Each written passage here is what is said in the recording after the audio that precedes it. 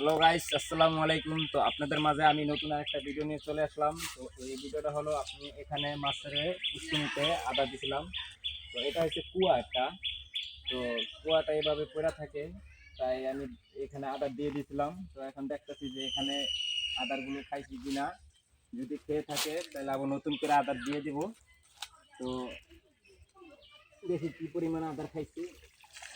Hello guys, আদার এটা পুরোটা করে দিছিলাম, তো সম্পূর্ণ আদার খেতে পারে নাই, এখনো আদার রয়ে গেছে।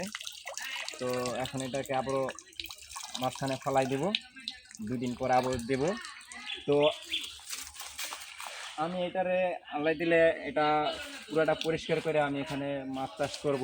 তো এটা পরিকল্পনা করছি। এভাবে পড়ে থাকলে তো একটা লাভ নাই। দেখা গেলো এই ছোটো কুয়ার মধ্যে কিছু মাছ চাষ করলে খাওয়া তো অবশ্যই যাইবে, ঠিক না?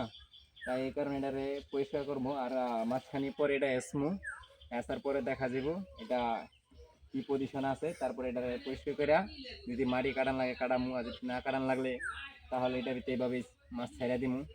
তো দেখি, আপনারা অবশ্যই দোয়া করবেন, আমার পাশে থাকবেন। আল্লাহ হাফেজ, ভালো থাকেন, সুখে থাকেন, এটাই কামনা করি আল্লাহর দরবারে।